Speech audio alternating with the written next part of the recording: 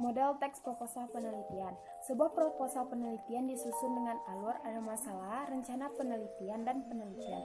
Adapun di sini pemecahan masalah, perumusan, dan kesimpulan wajib memuat unsur yang pertama ilmiah. Yang dimaksud dengan ilmiah dalam proposal penelitian adalah segala sesuatu yang didasarkan pada ilmu pengetahuan dan memenuhi kaidah atau syarat keilmuan. Yang kedua ada sistematis, yaitu berpikir dan berbuat secara bersistem, berurutan dan tidak tumpang tindih. Yang ketiga ada logis, dapat diterima oleh akal manusia sesuai dengan logika dan benar menurut penalaran. 3 langkah dalam penelitian. Yang pertama penyusunan proposal, yang kedua pelaksanaan penelitian, dan yang ketiga penulisan laporan penelitian. Ada 4 proposal penelitian. Yang pertama proposal penelitian pengembangan, yang kedua proposal penelitian kajian pustaka, yang ketiga proposal penelitian kualitatif, yang keempat proposal penelitian kuantitatif. Baiklah, saya akan membahas masalah yang kedua, yaitu model teks proposal kegiatan. Sebelum lebih dalam lagi, saya akan menjelaskan terlebih dahulu tentang proposal kegiatan tersebut. Proposal itu adalah sebuah tulisan yang dibuat oleh seorang penulis yang tujuannya untuk menjabarkan atau menjelaskan maksud dan tujuan yang dimaksud agar si pembaca memahami, sehingga antara kedua belah pihak tersebut memahami visi dan visi yang akan dia tuju. Nah, selanjutnya proposal itu juga dapat diartikan sebagai suatu bentuk rancangan kegiatan yang bersifat usulan. Apakah diterima atau tidaknya itu tergantung dari proposal yang kita buat itu sendiri. Nah, selanjutnya kita akan membahas masalah bagian-bagian dari teks proposal kegiatan ini. Yang pertama itu di lampiran awal itu biasanya logo kegiatan. Yang selanjutnya adalah latar belakang, tujuan kegiatan, nama dan tema kegiatan, bentuk kegiatannya itu seperti apa, dan selanjutnya ada waktu kegiatan, sasaran kegiatan, susunan acaranya, susunan panitianya, anggaran dana, perlengkapan, dan penutup. Dan selanjutnya kita masuk masalah tentang tujuan dan fungsi dari kita membuat teks proposal kegiatan ini. Yang pertama itu sebagai pengajuan kegiatan kita baik kepada pihak pemerintahan maupun kepada pihak swasta. Yang kedua itu juga dapat diajukan sebagai anggaran dana yang kita butuhkan atau dikenal juga dengan sponsorship. Yang ketiga itu juga dapat mengajukan dana yang tujuannya itu seperti webinar atau acara-acara event lainnya seperti baik di kampus maupun di luar kampus. Nah, selanjutnya kita akan sedikit menyinggung tentang sponsorship. Sponsorship itu adalah pihak atau orang yang bakal membantu, baik itu dalam fresh money, atau barang, atau bentuk lainnya dalam acara kegiatan kita. Dan sponsorship ini dibagi juga menjadi 3. Yang pertama itu sponsorship tunggal. Sponsorship tunggal ini akan mendanai acara kita itu sepenuhnya. Dan biasanya sponsorship tunggal ini tidak akan ada sponsorship pendamping lainnya. Yang kedua, itu sponsorship utama. Sponsorship utama ini tidak menanggulangi dana kita sepenuhnya, tetapi hanya kisaran 80%. Sehingga kita juga bisa mencari sponsor-sponsor lainnya atau dikenal juga dengan sponsor pendamping. Dan yang ketiga itu ada namanya sponsorship pendukung. Biasanya sponsorship pendukung ini hanya membantu dalam hal-hal yang kecil, baik itu dalam bentuk door prize, konsumsi kita, sehingga kita juga bisa mencari sponsorship lainnya. Nah, selanjutnya kita membahas masalah syarat penyusunan teks proposal kegiatan. Yang pertama itu dalam penyusunan teks proposal kegiatan itu tentunya harus terstruktur dan jelas. Yang selanjutnya itu bahwasanya apapun yang ada dalam teks proposal itu tidak mengada-ada, artinya memang betul-betul real bahwasanya kita mengadakan sebuah acara. Dan paling penting itu adalah di bagian anggaran dana, kita tidak boleh mengada-ada anggaran yang akan keluar, dan biasanya hal ini juga disertai dengan kwitansi yang ada. Nah, selanjutnya, kapan sih kita membuat teks proposal kegiatan? Tentu ketika kita mengadakan sebuah event atau acara di mana baik itu skala kecil maupun skala besar. Selanjutnya, sedikit ringkasan dari beberapa yang telah dijelaskan tadi, bahwasannya dalam teks proposal ini biasanya diawali untuk pembuatan TOR atau Term of Reference atau acuan kerja. Nah, ketika kita membuat acara itu harus diawali dengan TOR, sehingga hal yang apa saja yang diliputi dari TOR itu akan diambil alih atau dipindahkan kepada proposal kegiatan. Dan selanjutnya akan dibikin LPG atau laporan pertanggungjawaban, sehingga dalam kegiatan acara itu kita terperinci dan semua hal yang ada itu dapat dijelaskan secara baik. Dan seperti contoh lihat di sini. Nah, selanjutnya ada proposal kegiatan, bincang asik atau bisik, mudah mengabdi, serukan aksi, dan bangun negeri. Di seperti contoh, itu ada tanda tangan juga dari para panitia. Selanjutnya, latar belakang dalam bab 1 dan rangkaian yang telah dijelaskan dalam video-video sebelumnya. Dan selanjutnya itu ada bab 2, yaitu susunan panitia dan acaranya, anggaran dananya, dan perlengkapannya. Dan di bab ketiga itu adalah penutup. Mungkin hanya segitu pembahasan dari teks proposal kegiatan. Akan dilanjutkan dengan materi selanjutnya. Baiklah, saya Novi Andriani akan mempresentasikan makalah tentang konteks teks proposal bagian hubungan genre pada setiap tahapan proposal. Menganalisis hubungan genre pada setiap tahapan proposal kegiatan. 1. Ringkasan. Ringkasan laporan kegiatan mengandung unsur-unsur yaitu tujuan kegiatan, deskripsi kegiatan, pelaksanaan kegiatan, serta saran. Ringkasan laporan kegiatan berbeda dengan abstrak laporan penelitian. Perbedaan tersebut terletak pada unsur-unsur pembentuknya. Genre yang digunakan untuk mengungkapkan ringkasan adalah deskripsi. 2. Tahapan pendahuluan pada laporan kegiatan berfungsi untuk menyampaikan latar belakang kegiatan yang dilaksanakan, gambaran tentang jenis dan bentuk kegiatan, tujuan, manfaat, serta strategi yang digunakan untuk melaksanakan kegiatan tersebut.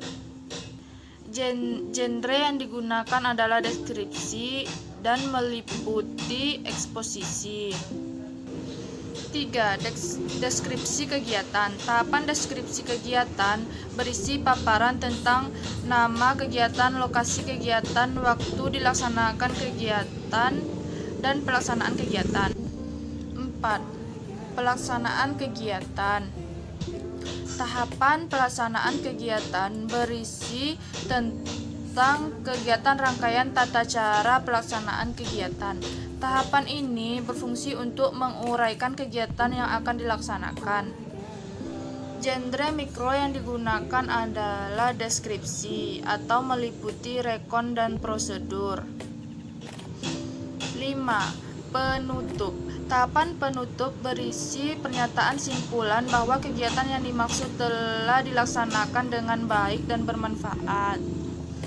Di sisi lain, tahapan tersebut berisi saran-saran untuk perbaikan kegiatan yang akan datang. 6. Daftar pustaka dan lampiran. Penyajian daftar pustaka dan lampiran diletakkan di bab paling akhir. Lampiran pada laporan kegiatan juga sama dengan lampiran pada laporan penelitian. Lampiran merupakan materi pendukung yang diletakkan di bab paling akhir. Menganalisis hubungan genre pada setiap tahapan teks proposal penelitian. Pada dasarnya, pendahuluan proposal dan laporan penelitian menggunakan genre mikro yang sama, yaitu genre eksposisi dan deskripsi. Dewi mengemukakan bahwa eksposisi adalah salah satu bentuk paragraf yang berusaha menguraikan, menganalisis, dan menerangkan satu pokok pikiran. Informasi ditulis secara lengkap dan akurat dengan menginterpretasi fakta. Menurut Kosasi, terdapat 5 ciri dari paragraf eksposisi, yaitu penjelasan bersifat informasi, pembahasan masalah bersifat objektif, tidak mempengaruhi pembaca, penjelasan dinyatakan dengan bukti-bukti yang konkret, pembahasan bersifat logis dan sistematis, serta genre mikro yang digunakan adalah ulasan atau review. Metodologi penelitian. Tahapan metodologi penelitian berisi sajian tentang pendekatan, metode, dan teknik penelitian yang diterapkan pada penelitian dilaporkan, termasuk langkah-langkah yang ditempuh. Metode yang digunakan terkait tata cara pelaksanaan penelitian yang meliputi lokasi penelitian, jenis penelitian, serta sumber data. Hal lain yang perlu diperhatikan pada tahapan hasil penelitian dan pembahasan adalah penggunaan tabel, grafik, histogram, gambar, dan bagan dan sejenisnya. Penutup. Bab penutup merupakan tahapan terakhir pada struktur teks laporan penelitian. Tahapan ini biasanya mengandung unsur yaitu simpulan dan saran. Selain kedua unsur itu, implikasi penelitian juga sering dimasukkan ke dalam tahapan tersebut. Daftar pustaka dan lampiran. Daftar pustaka dan lampiran tidak dimasukkan ke dalam struktur teks laporan penelitian. Meskipun dua hal itu penting, daftar pustaka hendaknya harus memuat buku, artikel ilmiah atau jurnal, atau terbitan lain yang mesti dimasukkan oleh penelitian atau penulis. Di sisi lain, lampiran adalah pemateri pendukung laporan penelitian yang diletakkan di bagian belakang di luar bab-bab inti teks laporan. Letak lampiran dibuat tersendiri di bagian belakang laporan agar tidak mengganggu inti sajian. D. Menganalisis formulasi bahasa pada proposal, manfaat proposal dan pihak yang diberi proposal. 1. Menganalisis formulasi bahasa dan proposal. Bahasa proposal banyak diwarnai oleh penggunaan modalitas akan. Kata yang setaraf dengan akan adalah ingin, tetapi kedua kata itu mengandung perbedaan. Kata akan berorientasi kepada hal yang dituturkan, sedangkan kata ingin berorientasi kepada diri penutur. Perbedaan orientasi itu mengisyaratkan bahwa kata akan terkesan lebih objektif, sedangkan kata ingin terkesan lebih subjektif.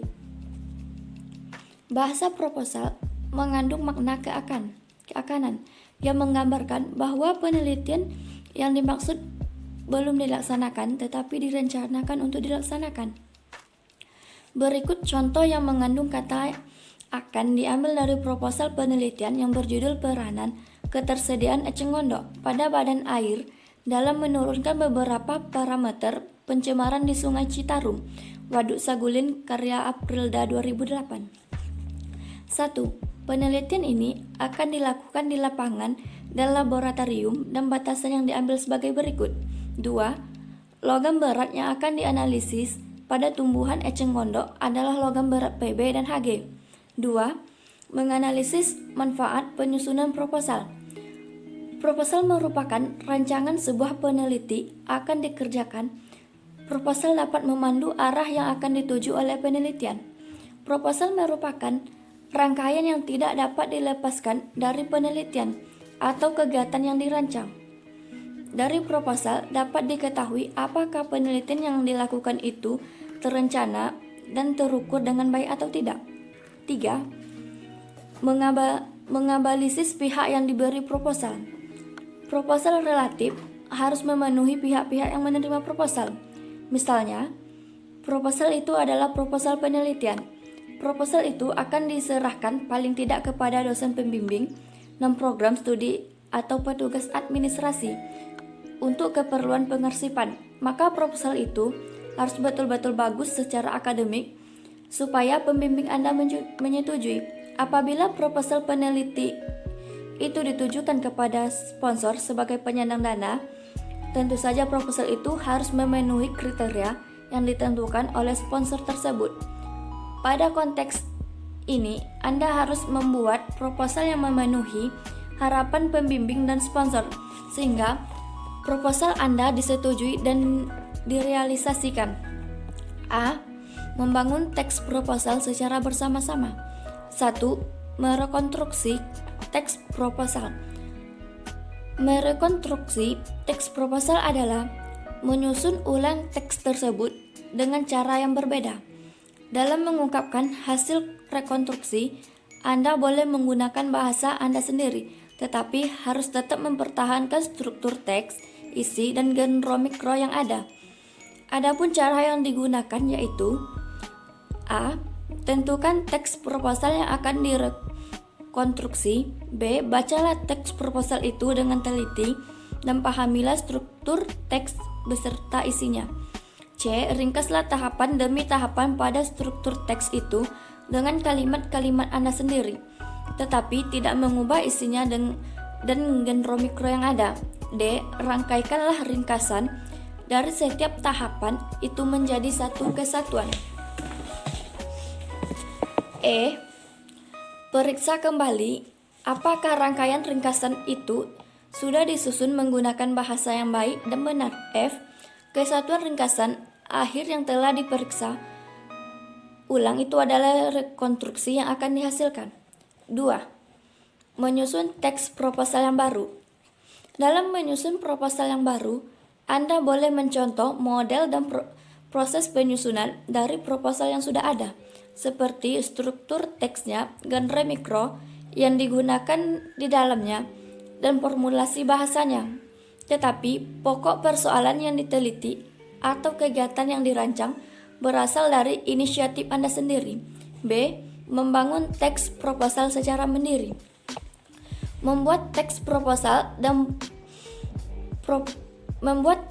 proposal penelitian dan proposal kegiatan secara mandiri adalah tujuan akhir bab ini. Sebagai bukti bahwa Anda sudah memahami prinsip-prinsip penyusunan proposal, Anda diminta untuk membuat rangkuman terhadap bab ini. Pada saat yang sama, Anda juga diminta untuk membuktikan diri bahwa Anda mampu membuat proposal. Untuk itu, Anda diminta untuk membuat proyek belajar yang menuju pada penyusunan proposal dan diminta untuk menyelesaikan tugas-tugas lain yang terkait. 1. Membuat rangkuman. Isi rangkuman tersebut harus memuat keseluruhan isi. Buatlah 2 buah rangkuman, masing-masing untuk materi proposal penelitian dan untuk proposal kegiatan. Agar tidak terlalu panjang, rangkuman itu sebaiknya Anda tulis dalam 3 paragraf. Selanjutnya, Anda dapat menyampaikan hasil rangkuman itu dalam forum diskusi. Mungkin gagasan dan pendapat Anda berbeda dengan gagasan dan pendapat teman Anda. Hal itu wajar terjadi, tetapi melalui forum diskusi semacam itu, Anda dapat menyalami orang lain dan memposisikan diri sebagaimana mestinya. Berdasarkan hasil diskusi tersebut, Anda dapat memperbaiki rangkuman yang telah Anda buat. 2. Membuat tugas dan proyek tentang teks proposal. A. Tugas. Anda diminta untuk melaksanakan tugas sebagai berikut. 1. Carilah teks proposal penelitian di bidang IPA dan IPS. Identifikasikanlah persamaan dan perbedaan di antara keduanya. Dalam hal struktur teks, genre, dan formulasi bahasa yang digunakan, susunlah jawaban Anda dalam teks genre diskusi. 2. Carilah 2 atau 3 proposal kegiatan tentang apapun. Identifikasilah proposal-proposal itu dalam hal struktur teks, genre, dan formulasi bahasa yang digunakan. Jelaskan mengapa proposal-proposal itu sama atau berbeda. Tulislah jawaban Anda dalam teks dengan genre eksposisi. B. Proyek. Dalam waktu kurang lebih 3 minggu, Anda diminta melaksanakan proyek penyusunan proposal penelitian atau proposal kegiatan. Proposal penelitian itu Anda susun sesuai dengan bidang minat Anda sendiri. Poin lebih akan diberikan kepada Anda yang mengambil bidang-bidang penting seperti perpajakan. Adapun proposal kegiatan itu mungkin berkenaan dengan tugas akhir atau magang atau lokakarya, diskusi, pelatihan, studi banding, pentas seni, dan kegiatan lain yang merupakan program ekstrakurikuler mahasiswa Pelaksanaan tugas ini dimaksudkan untuk menghasilkan produk proposal berdasarkan langkah-langkah yang telah Anda pelajari. Lakukanlah kegiatan ini secara sistematis. Buatlah jadwal pelaksanaan proyek agar pencapaian produk proposal dapat diwujudkan. Struktur teks atau sistematika proposal yang Anda susun dapat bervariasi sesuai dengan ketentuan yang berlaku di lingkungan perguruan tinggi Anda. Oleh sebab itu, sebelum Anda mengerjakan proyek ini, ada baiknya Anda mempelajari terlebih dahulu sistematika proposal, penelitian atau proposal tugas akhir atau magang yang berlaku di lingkungan akademik Anda.